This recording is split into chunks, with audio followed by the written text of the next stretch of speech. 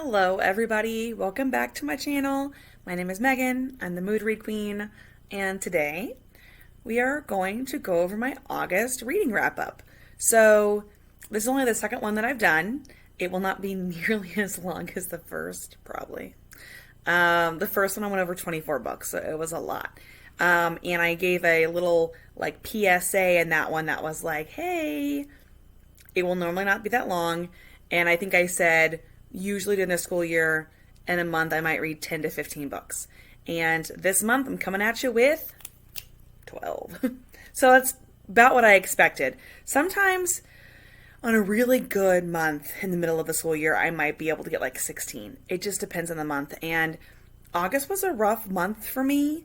I wasn't doing too hot. School starts and, I don't have any time, and it's kind of crazy. So we have 12 books we're going to talk about today. The majority of them are audiobooks or ebooks, but I have 3 in person. So I think we'll do a little, switch. There we go. Okay, because I forgot to do that the last time I recorded the video, and then I was like, oh shoot.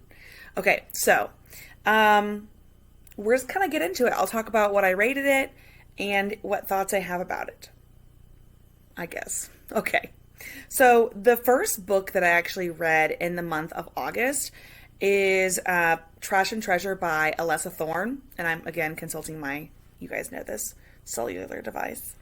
And I was reading this series because I read her Fae Universe series that I think she's going to retitle the Wrath of the Fae series, because that's what the bind up of the 3 books in the Fae Universe series is called now, is Wrath of the Fae. So I think she's tentatively renaming it or something. But those 3 books cover 3 brothers, who are their Fae brothers. They're cursed. I talk about it, in my July wrap up, as well as my series that you should read if you like ACOTAR video, which you should go watch, because that took so long to film and no one's watched it, but it's okay. It's okay. We're not making these videos for people to watch them. Well, I wish they would, but I'm doing it so I can have someone to talk to about books all the time. But anyway, the Trash and Treasure is the first one in the Ironwood series, which is a trilogy that is a spin-off series of, or actually it's not a trilogy, it's going to be 4 books. That's a spin-off of the Fae Universe series. And in the 3rd book in the Fae Universe series, the love interest of one of the brothers is an Ironwood sibling. Most of them are daughters. There is one, they don't have a son, but there's a cousin who is a boy. And so this is the story of, and we're going to have to look at the summary here because I don't remember everybody's names. So it's Charlotte and then Reeve. I don't know, how did I not remember that? So Charlotte is the younger sister of Braun. She is, of her whole family, the one who is the best at magic. This is a modern day story. The whole Fae universe takes place in modern day. It's just the Fae come back from where they've been for 1,500 years. And so Charlotte has never really been fully understood by her family, and she feels kind of like she doesn't belong, really. She does her best to protect her sisters. She does these sigils that she can use to protect them when they go hunting, and all the different things that all the Ironwoods do. They go to they do bounty hunting. They'll hunt wolves and different things like that, wolf shifters. Although that's something that it's going to come to a head in the 4th book. But she has, this one I like the least out of the 3 that I've read so far in this series. She has this sort of contentious relationship with this guy named Reeve Great Drakes. And Reeve is also a magician. His whole family are magicians, and they all have their own different areas of expertise. And she and Reeve are really good friends. They were going to school together. I think they were in college. And she overheard him saying something about her to someone else that was clearly, I hate when this happens, clearly you need to talk to him about this situation. And she didn't. she just assumed that he believed what he was saying, which he wasn't. He was trying to basically turn off this other guy who was an asshole, like legitimately, from trying to like go talk to her or date her, which, I mean, she could take care of herself, but and she overheard that and she just accepted that he thought that she was nothing and, you know, not worth his time. And so she stopped talking to him. And it's been like 5 years, 7 years. It's been a long time. And they were forced to work together in the previous series a little bit. And now they are going to have to team up to defeat Inarin, who is one of the generals of the evil, like, Fae witch Morrigan from the third book in the Fae Universe series. So, what you're getting from this is probably that you should read the Fae Universe series before you read the Ironwood series. They really are, like, there's basically all sequels to each other. And then, this hair is doing weird stuff. And then, I'm hoping we meet Reeves' brothers. He has 3 brothers, Baz, Val, and Apollo. And first of all, they're all fucking, oh my god, so sexy. And they're all like tattooed, because they have these magical tattoos all over their whole bodies. But we spend so much time with them in this book. You know, like, they're getting to know Charlotte, they're helping her and Reeve. And you're like, maybe, like, you guys can all get your own books, please? And I think they will. But she hasn't said they're going to, but I think they will. So, this book was fine, but, like, the brothers, the Fae brothers from the first 3 books, obviously have basically adopted, like, the Ironwood siblings as their own siblings because, oh shoot, Bronn is married to Killian. Oh my gosh. I just read this book like a month ago, but my brain is fried. And so those brothers are very, very protective of Charlotte and all the sisters. And so, I think is it Kian is like gonna basically like, he's bribing her to work with Reeve. So anyway, it was a fine story, but it was kind of like overly simplistic in my opinion. And, I don't know. They didn't have a great relationship. Like, I don't know. Why would she the fact that they were fighting was basically only built from this assumption that he had said this horrible thing about her and that he had meant it, and then they never spoke about it. And he, the whole time, didn't know why she, like, ghosted him. It's dumb. But it was fine. They ended up working together. It's you have to keep going, right? Like, sometimes when you're reading a series and you're this far in, it's like, okay, I'm having fun. The world is fine. This book, these characters aren't my favorite, but, like, I know what's coming and I'm excited about it. And so what's coming is book 2, which is called God Touched. And this is, okay, let me remember her name here. Holy crap. There's no summary on here. Someone need me. Okay, Imogen. And what the heck is his name? There's no Erewhon. Okay. So in the second book, Imogen is like another younger sibling of Bronn. She is like a huntress and she's really kick-ass. She has this obsession with death. And it's actually interesting. All of the sisters have this sort of like, I'm the different one, right? Which could be like annoying, but it's interesting, you know, how much you can feel like you're in a family and you feel like you belong, but also you don't quite fit in. And they all sort of have that vibe going for them, honestly. But I didn't find that annoying. So anyway, Imogen, you meet in this, I mean, we meet her before, but you really meet her in the first book, Charlotte's book. So Imogen has a near-death experience in the second book where she is attacked by these creatures who have like come through this portal because they're trying to defeat there are 3 generals, or just 2. I think it's, oh man, I thought there were 3. Yeah, there are 3 generals that were serving Morgan, who was in the third book. of the Fae Universe series. And they get the first one in the first book. No, do they? Yes. Wow. They get the first one in the first book. So in Trash and Treasure, and you'll understand the title of that later, if you read it, which I would suggest. But she ends up, she's like basically mortally wounded by these creatures that have come through these portals, because there's more and more magical creatures entering the world or coming out of hiding. And these creatures were sort of weird, kind of like combination creatures, kind of like those dark, creepy, like forged by magic. They can look like a lot of different things. And so she's injured by one and is going to die. And her sister in the first book, Charlotte, is trying to heal her, but she can't.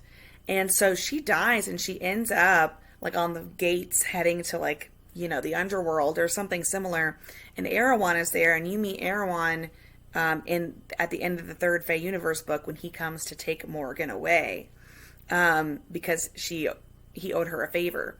And so Imogen shows up, and he's like, "You're not supposed to be here. It's not your time yet." And towards the end of that book, the first book, so I'm still talking about the first book, I guess, Imogen ends up, and I was a little bit weirded out by this, she ends up slitting her own wrists because she doesn't know how to get back to him, and she needs to tell him that this other general, they think that he also made it through, and he was the one who has like this, what's the word? Rivalry, has previously fought with Erewhon for, like the throne of the underworld, and is very powerful, and Erewhon might be the only one who can defeat him, or even just contain him, because no one can kill him. And, but she doesn't know how to tell him this. So she basically kills herself, in hopes that she's going to end up there, and he heals her, even though, I mean, he's the god of death, but he heals her, and he's like, "Now you owe me 2 life debts," but he ends up coming through, and he comes to like stay in Wales, and he brings his whole castle and like magic, whatever. We don't ask questions, right? He basically gets her to come stay with him and help. I mean, she is helping, but also he's fascinated by her because she's shown up twice.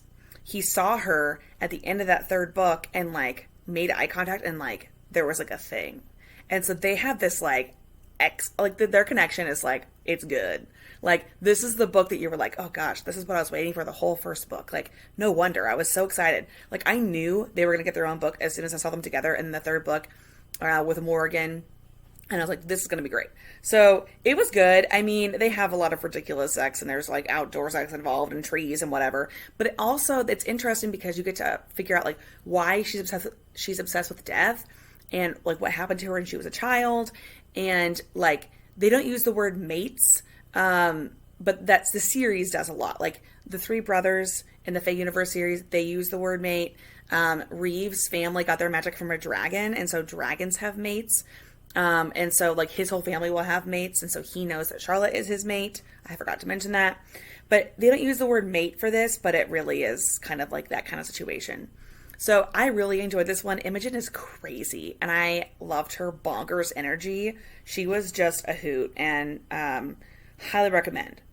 And then the third book in the Ironwood series, because I just went through all these, is called Elfshot. And I didn't read this directly after I read the second one because it hadn't come out yet. But then I waited a few days and it came out. So it's called Elfshot, and this one I liked a lot, but not as much as God Touched. And, you know, none of them have been as strong in my opinion as books 2 and 3 from the Fae Universe series. They're still interesting stories, and I love seeing all the characters again, and I like the world that's being built, but they feel almost like they've been maybe too hastily written. I don't know, but this is about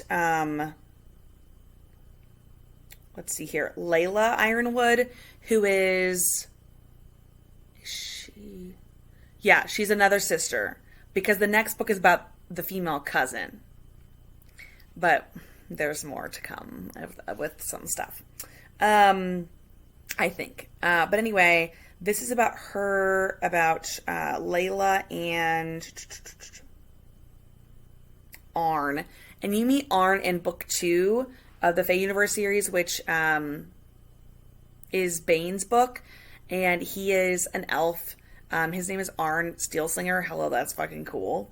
And he has known since he basically met Layla that she's his mate, because this whole mate thing, right? But she said no to going on a date with him, and he doesn't know what to do about it. And they need to work together because they're having this like summit, and they need a human representative, and she speaks Elvish, and also it was revealed that his father was the 3rd general, and he might be coming back as well. So the first 3 books in this Ironwood series are about each of the 3 generals who was serving Morgan. And this one also just didn't. It was relying a lot on, we knew each other. We knew we liked each other when we met, and there's just been this vibe between us. And I can go along with that.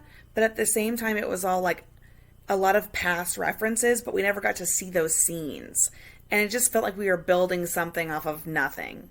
And I don't know. I don't know. But it is interesting, again, to see the world build and to see these characters over and over again. I've been really enjoying it. So I read those 3 books. The next one should come out here in the next 2 or 3 months. And it's called Luna Cursed. And it's about, I think it's Kiara. Or Sierra. I don't know. It's like Ciara. Sierra. Whatever. She'll tell me how to say it, hopefully. But she is going to have a romance with, I can't remember his name now. There's a wolf shifter who's best friends with Arn. He's basically his bodyguard. And she wants to, like, she's been hunting wolf shifters like for a long time, but he's not a bad one, and it's gonna be good. I'm excited about it. So I think that one will probably be as good as God Touched, but the other 2 just didn't really do it for me. So I read those. I also started but didn't finish, and that's what I'm hope to do in September.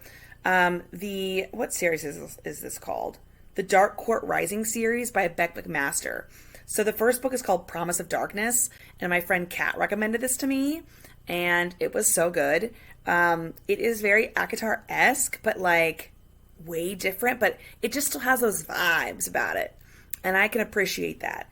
And I freaking loved it. And so I'm going to read you the first paragraph of my Goodreads review because I think that you will like it, and if you don't, just pretend that it's funny.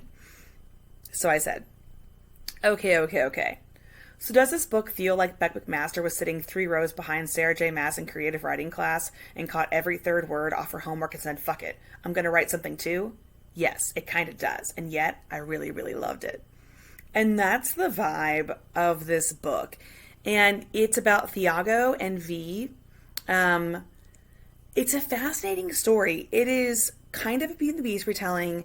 You have Thiago, he's a prince who rules a kingdom, so technically he should be a king, but they call him a prince because he took the kingdom from the queen who ruled before him. And in this world, all the rulers are queens. And she was... There's mystery surrounding her death, but there's him and there's another prince also who rules another kingdom. And he both took the kingdoms by force. But we don't know the full story. Like, obviously, he's a good guy. But he is... How do I explain this? I don't want to give away things about this book, so I'm going to try to be vague. But basically, the V's... And her name is Iskvian, but they call her V. She is the younger sister. There's 2 daughters of the queen. And I can't remember the queen's name right now, but she's hella evil. It does not take much to figure out how freaking evil this bitch is. And I can't remember now, Queen Adaya, but the Ruthless Queen of Thorns is actually what they call her. But Iago, as they call him, the Prince of Evernight, and he strikes a deal with the Queen that he'll get 3 months with V, because of this like peace treaty or something or whatever, and then she has to go back. But that's not what's really happening, and there are mysterious things afoot. V is receiving mysterious notes from someone trying to convince her to listen to him. He's like flirting with her, but he won't force anything. People that she meets act strangely almost around her. It's fascinating, and it's the first in a trilogy. There's also a novella, which I have yet to read. And it was just a really interesting story. There's so much at stake. You have a mistaken identity. You have secrets. There are other queens who may or may not be working together, as, collective to help, save this world. Or are they working against it to try to bring about chaos? And why would they be doing that? And what role does V play in that and her mother play in that? I'm going to be super vague here, but it's so good. It's so good. Let's see if I said anything else in my review that might be helpful here. I did say I love me a dark, broody, sarcastic, self-sacrificial prince, because we all know that about me. They use the word seelie and unseelie quite a bit in this. I gotta say, it threw me. I don't see that a lot in the Fae books that I read sometimes, and so eventually I figured it out, but it threw me in the beginning and it kind of messed me up for quite a while. Yeah, there were a lot of frustrations with this book, but it was just really lovely. And I'm going to be reading, hopefully starting tonight, the novella. I didn't start the novella because of the book that I read after that I will talk about. But it's well done. It's fascinating. It's different from ACOTAR, but there are some similarities, but they're not annoying similarities, even though they should be. It's good. I also, so far, I haven't mentioned any audiobooks, but you all know that in June and July, I listened to 12 audiobooks of books written by Rowan Parrish. I was obsessed. I loved them. So good. So good. Go watch my Rowan Parrish video, please. Yes, you should do that. But I finally, listened to People We Meet on Vacation by Emily Henry. I read Beach Read a while ago, maybe a year ago, and I just struggled with it. I don't know if it was the wrong time, or maybe I should have listened to the audiobook, but I wasn't listening to audiobooks then.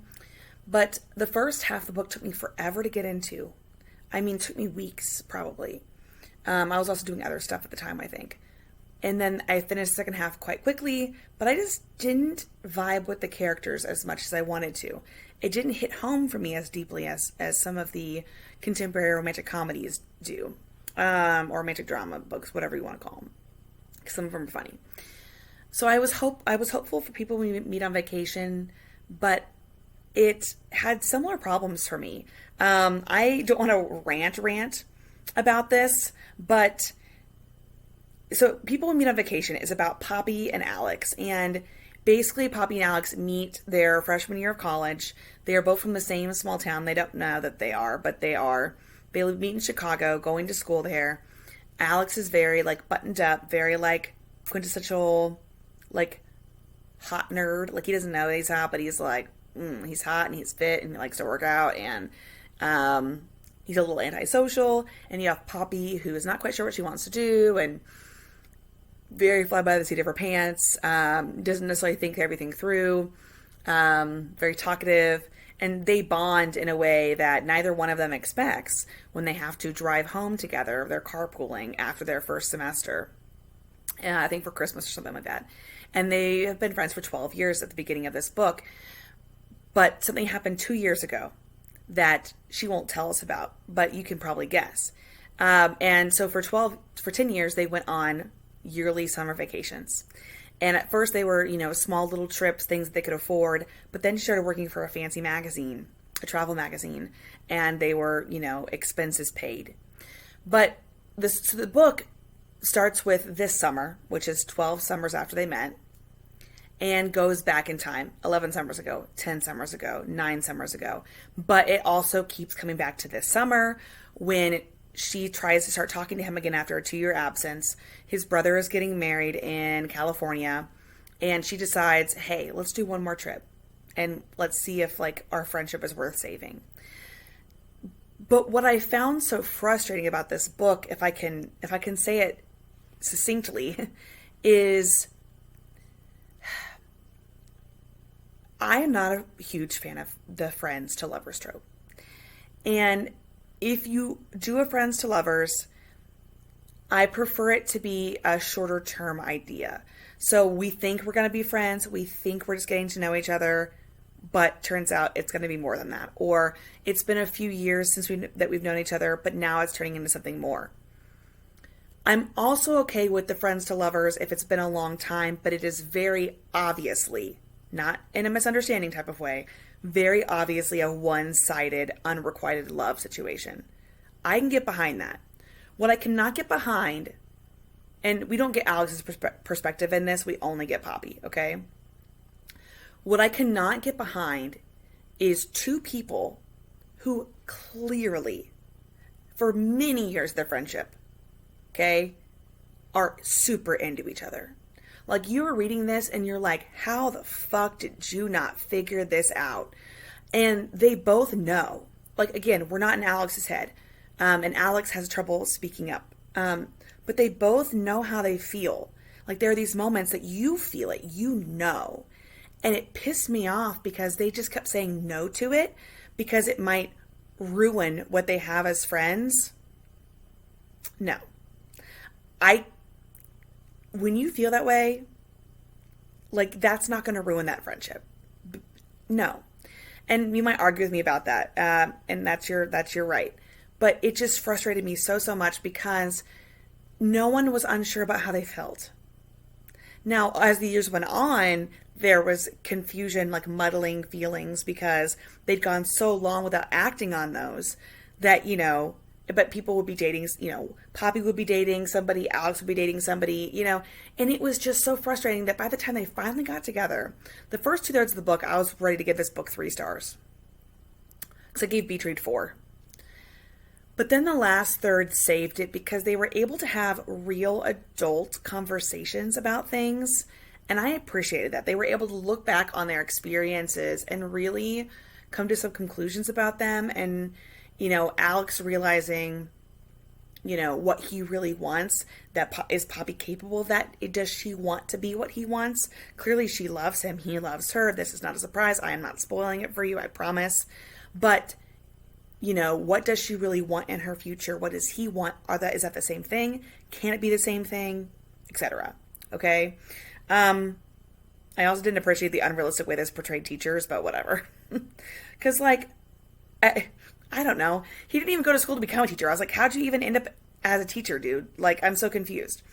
Because there are very specific ways that you can end up as a teacher, and he didn't do any of them. So, anyway. It was just frustrating, and on my list for September is Book Lovers. And I've been told by everyone who knows me that this is going to be my favorite, but I don't know. If you love Beach Read, you're probably going to love People Meet on Vacation. I just could not. I was so pissed. If you follow my Instagram, you probably saw. I was like, what the fuck? What the hell? Some of us, we don't have male BFFs or, whatever your, orientation preference is, okay? I do not have a long-term BFF of 12 years that I've been mutually in love with to get, so we can decide, so he can decide that he's in love with me and we can get together, right? That doesn't exist. And Poppy fucking had that shit, and so did Alex, and they just said, nah to that? Are you kidding me? Anyway, that's how I feel. Okay. That's how I feel. Okay. I also read Vesper Teen by Margaret Rogerson. I loved this book. I still have 4 stars. I don't know what I'm supposed to give it. Emily, who I've mentioned fondly on here several times, we buddy read this. I have a whole vlog about it. It's chaotic. It was my very first vlog. It's a hoot, I think. My predictions are so wrong. At least in the first half of my predictions are crazy. But I loved this. I love Margaret Rogerson. She's amazing. She just posted today. So again, for you, it'll be a few days later. So you should already know about it if you follow her. She just posted the cover for The Mysteries of Thorn Manor, which is the sequel novella to Sorcery of Thorns, which is perhaps one of the most flawless standalone fantasy books to ever exist. And oh my god, I died. I keeled over, died. But anyway, Vesper Teen is an interesting book. I'm not going to really go into a lot of depth about it here, but it is about a girl. Magic is related to the clergy, the religious organizations, and they use relics that have power as weapons, basically. And she ends up basically sharing the same body as a revenant, who is one of the most powerful spirit that's bound in this finger bone from this saint, and trying to work together to figure out what's going wrong in this world that she's living in. And it was a fascinating book, and well written, beautiful as always, lacking on the romance for me, but it was really well done. And I'm trying to keep this short, so I don't really know. Am I doing okay?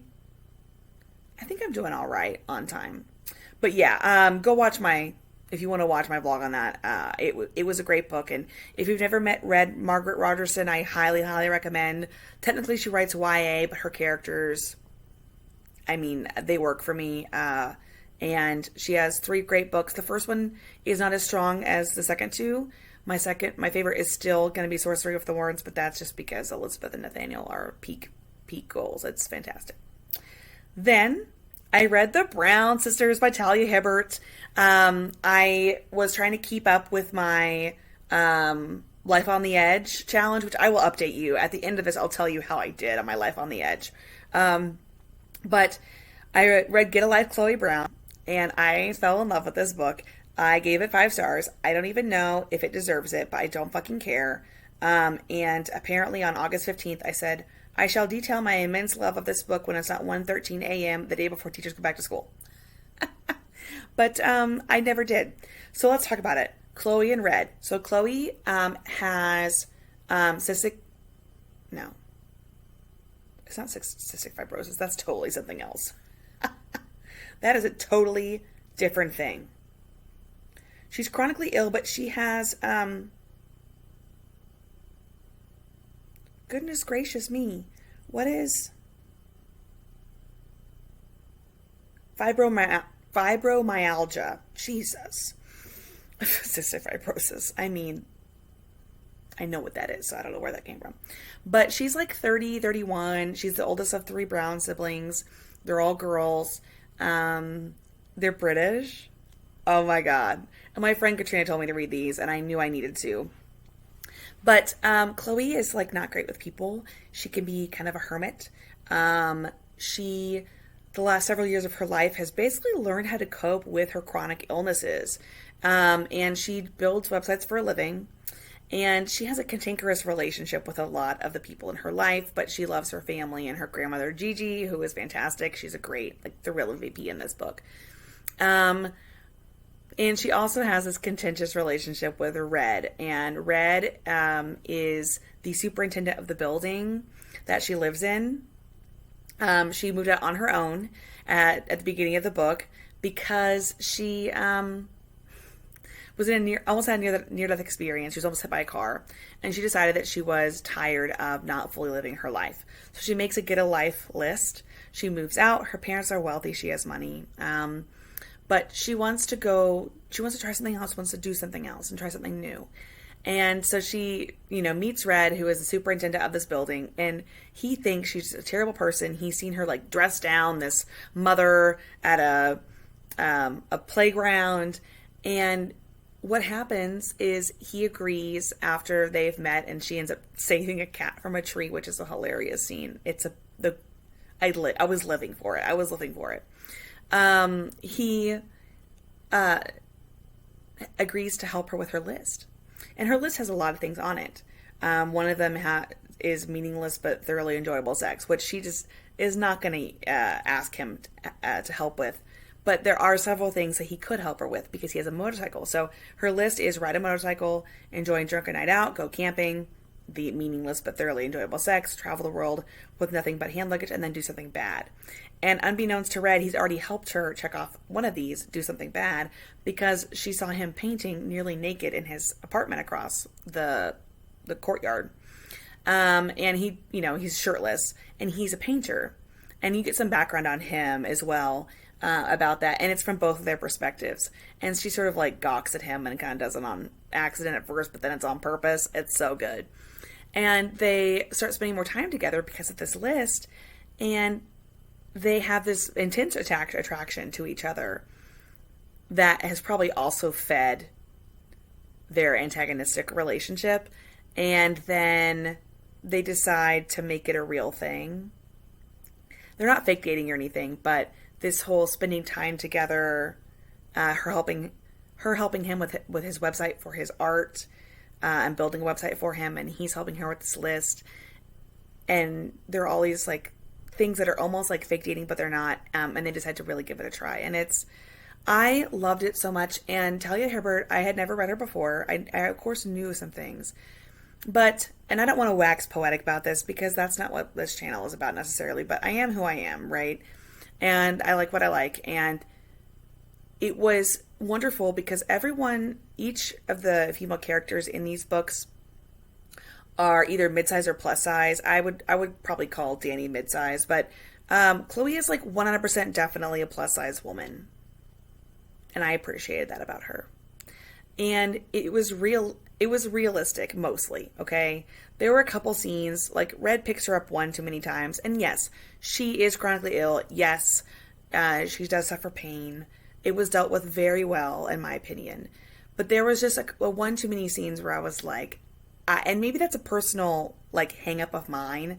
Like I accepted a long time ago that like that's not something, this is going to turn to a therapy sesh. I don't expect that in my life. I don't expect some like beautiful, strong, giant, ginger tattooed artist man like Red to be able to pick me up and carry me into another room. Like that's never going to happen. Never. And that's fine. But when that happens to characters who look like me in books, I get a little touchy because, and with Chloe, I was less touchy because of her conditions, but I was just like, how? How? Like, I don't care how strong, like, I just get messed up about that stuff. But anyway, it was so good. I loved it. I gave it 5 stars. Chloe and Red are the way that Red talks about Chloe and he's unapologetic about how much he appreciates her and looking at her and the way he unashamedly wants her. It was wonderful. I loved it. It was 5 stars. What wasn't 5 stars, however, was Take a Hint, Danny Brown. Oh, Danny. I know that some people love this book. I also know some people don't love this book. And let me tell you, Danny is boring as hell. I wanted to like her so much because I loved Chloe. And I'm not even remotely like Chloe. My friend and I had a very interesting conversation about this because she thinks her favorite book is Eve, which is the third book, and we'll talk about it. But I think my favorite book is Chloe. But I love Eve and Chloe's books almost the same. But what's fascinating, and she's like, it's interesting that she said that she loves Eve's book more because she's actually more like Chloe as a person. And I was like, that's fascinating because I love Chloe's book more, but I think I'm more like Eve, and we'll talk about that. But what neither of us are like Danny, because Danny's fucking boring as all get out. Not because she loves academics, but because this book just didn't feel like it was going anywhere. So this is about Danny and Zafir. He's a beautiful man. He played rugby. He had a tragedy with his father and brother dying in an accident not long into his rugby career. And now he works as a security guard at the university where Danny teaches. And she's getting her PhD. We meet Danny in the first book. And she's great. And they're both great. But they both are insanely attracted to each other. And she's looking for, like, she wants the goddess to send her, like, this magical fuck buddy because she doesn't do relationships. She's been hurt by it before, and she knows what she thinks. She knows what she wants. And I want to respect that, but at the same time, they have such an obvious connection that they feel. I didn't, really, but they felt it. That they're both tricking themselves so hard this whole book. It's just annoying because you know what's going to happen. And in a romance, of course we know what's going to happen, right? Like, duh. We all read romances because we want the HEA, the happily ever after, or the HFN, happy for now. You know you're going to get that with this book. And there's not that much tension, dude. It's just, like, boring. You're just waiting for them to figure out that they're wrong. And that they need to admit they like each other. And I wish that there had been more tension there. I say that as someone who doesn't like a lot of angst. But angst for me is different from tension. I'm not going to say much more. Danny was boring. Sorry, Danny, you got 3 stars. And then the third book, Act Your Age, Eve Brown. Oh, Eve. Eve is a mess. And I related so hard to Eve. She's a mess. She's a disaster. She's a train wreck. But she's not also. Like, she can get her shit together. She's organized. And people have convinced her whole life that she really doesn't have her shit together. But she does and she doesn't, right? And I appreciated that so much about her. So she has this thing where she messes up at the beginning of the book, and her parents like, you need to get a job and stick with it. Because she hasn't. She's like 27, 28 years old and really just hasn't. I think she's like 27, 28. And so she ends up she drives around, ends up in a small town called Skybriar. And she ends up interviewing quite randomly for a job at a bed and breakfast. And Jacob, who owns a bed and breakfast, is on the autism spectrum.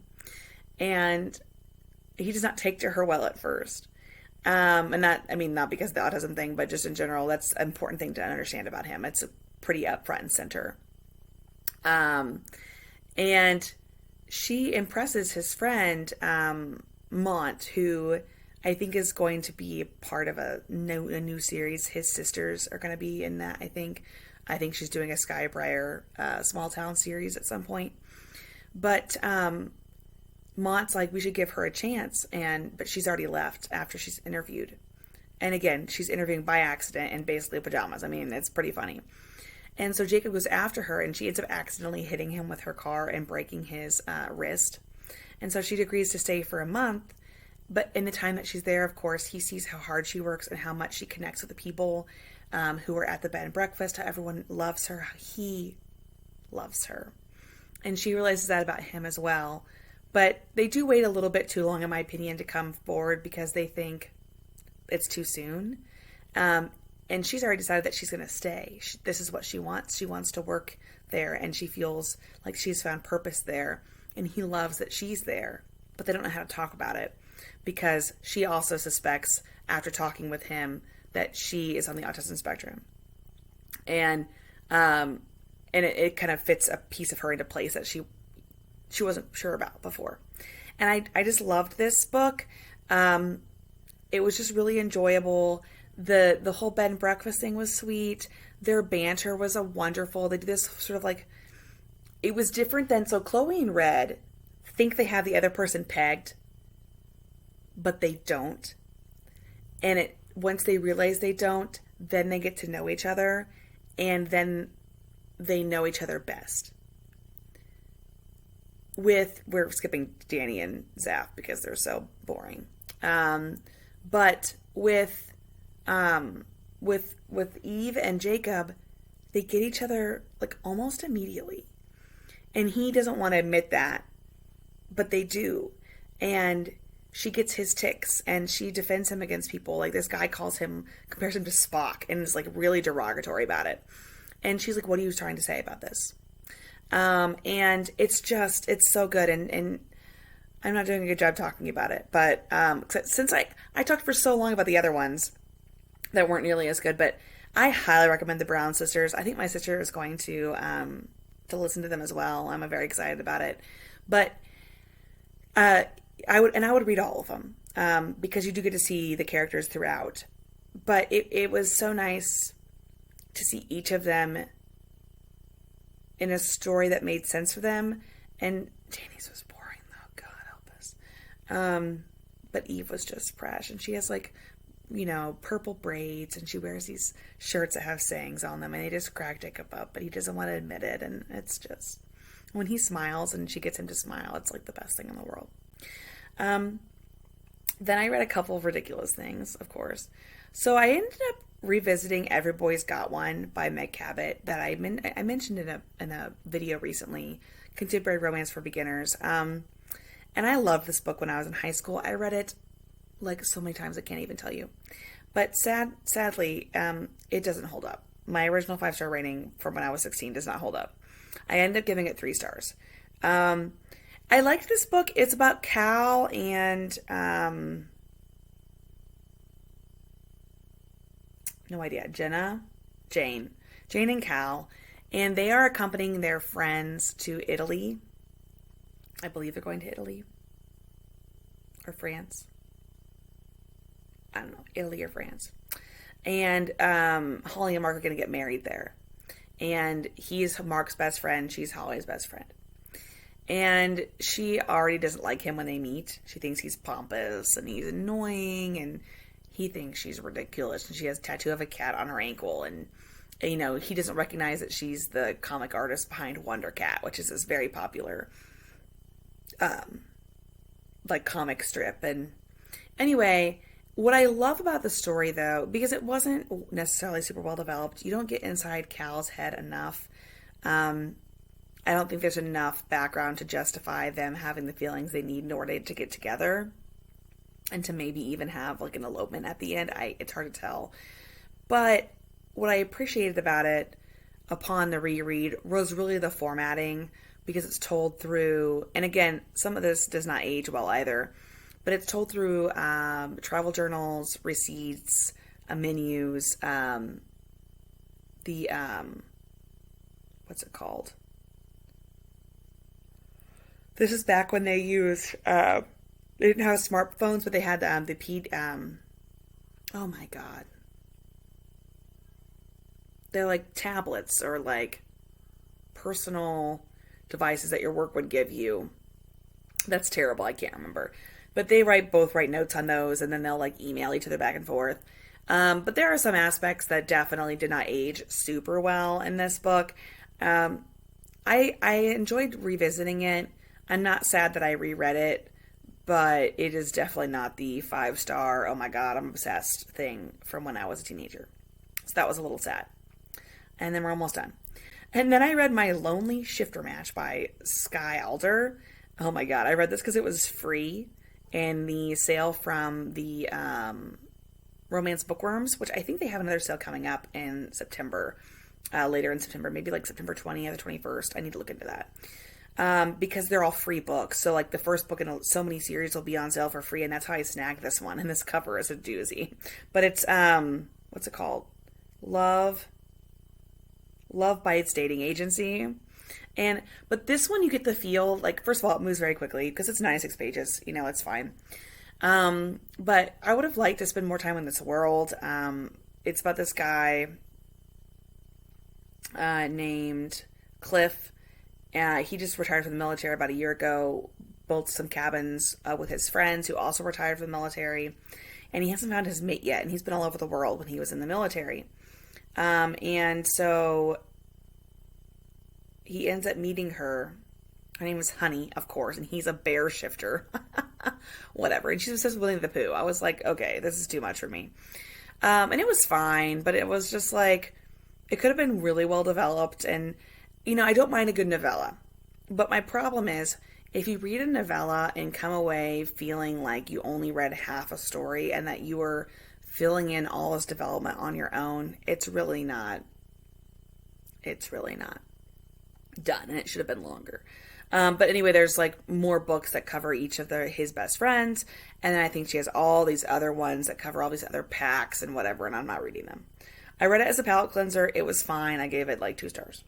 So, and then lastly, so on my August TBR for Life on the Edge with Amanda from Talk About Spoon, I had put Zinni, which is by Rebecca Weatherspoon. I think it's Weatherspoon, yeah. Because I'd heard that there was pegging, and one of the boxes was sex toys. But then I realized there was a first book of the series, and then I should probably read that first. So I actually listened to the audiobook of Rafe. He also fit the prompts for MC with Tattoos, and also this book fit Black author as well, because Rebecca Weatherspoon is Black. And it's just a fine book. Book 2, I'm already 30% in. At this point, I'm listening to it, the audiobook. The audiobook is already better. The quality of the story is already better.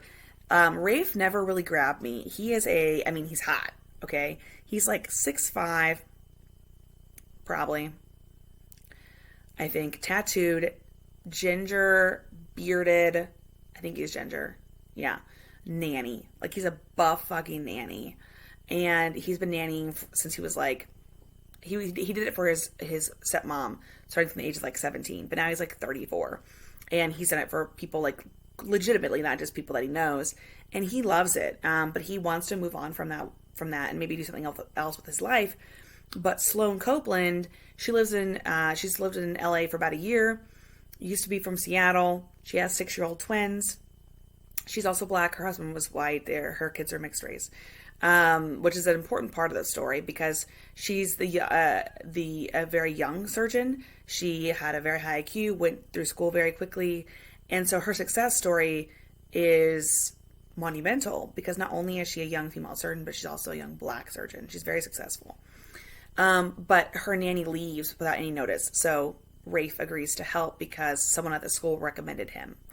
And they're connected because Sloane is friends with Zinni, who is the girl from the second book. But there was nothing really, it was a fine book to listen to, but Rafe is like intensely attracted to her from the beginning. He knows it's going to be hard, but he's only planning on being her nanny temporarily. He becomes quickly attached to the girls. You can tell they don't have a great relationship with their father, who still lives in Seattle. And Sloane starts falling for him very quickly, and then there's no real tension. You're just like, oh, they're going to get together. Cool. And it was kind of similar to Danny and Zaf in the Danny Brown book. I've read books. How do I explain this? I have read books where when I listed the plot out loud, it didn't seem like anything was happening. But there was so much character development and so much depth and care taken that it felt truly interesting and riveting and meaningful. And perhaps more happened plot-wise in this book than any of those books. And it was still not that interesting. You've got the whole, what's going to happen with her ex-husband? Is she going to have to find a new nanny when they start being together? They have sex all the time, And it was fine. But already book 2 is so outshining it. And I'm glad that I got to know Zinni in this first book and see her as a friend to Sloane and later to Rafe, who is the nanny. But I don't know what the hype about this book is because people were really excited about me reading it. And I was like, I say that in general, but I don't get it. So, those are the books that I read in August. And I know that might have been a downer, but August was a rough month. I read a lot of great books and I had fun, even on the books that I didn't really enjoy. Even listening to Danny and Zaf was a good time. It just wasn't super interesting. And Rafe, the same thing. I am looking forward to revisiting some of my favorites, but I thought what I would do is show you my bingo board and what ended up happening with it. So let me find it. So I ended up on the bingo board, and I'll post so here's what the bingo board looked like just before it was filled out. Okay. So we had 5, 10, 15, 20, 30, and each book could represent 2 boxes. And so we've got everything on here. And I had picked for my TBR list this. So this is my TBR. And if you look at the TBR, there's a lot there that I did not even get to. Okay. So I had Chloe Brown on there. I got to Chloe, but then I kept going with her sisters. I have Promise of Darkness on there, and then I will keep going with that series. I have Rafe on there, so I got to that one, but you'll notice that that's it. That's 3, so out of the 12 that I put in my August TBR, officially for this challenge, I only got to 3 of them. And I read a bunch of other books, but I was in the middle of a series when August started and I wanted to finish it. And so it was just kind of complicated. So ultimately, there are 3 boxes I did not check off. I kind of fibbed a little bit and kind of massaged the TBR so I could, or not TBR, massage the actual bingo board several times so I could use it to my best advantage. But I ended up getting 1, 2, 3, 4, 5, 6 bingos, but I didn't get a blackout, which is upsetting. But I didn't get Latinx author, Asian author, or historical romance. So I'm going to continue trying to get these in the month of September. So Asian author, I had chosen The Bride Test by Helen Wang. I'm going to actually I'm going to listen to The Kiss Quotient for the first time. I read it a couple years ago, and then I'm going to listen to the audiobooks for the whole series this month.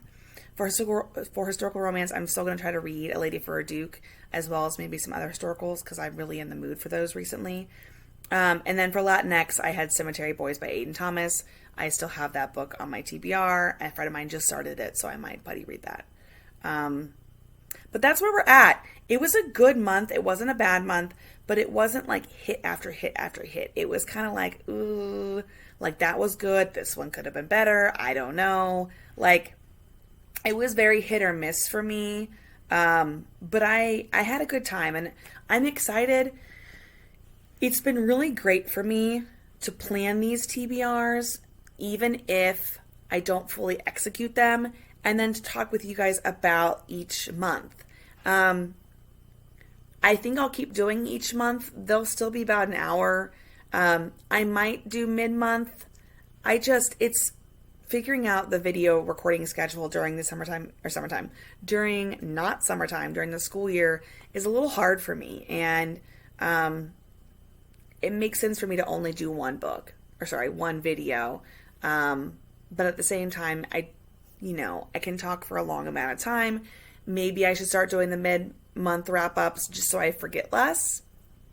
We'll see. I'll kind of play around with that in September and see how that goes. But that's all I have.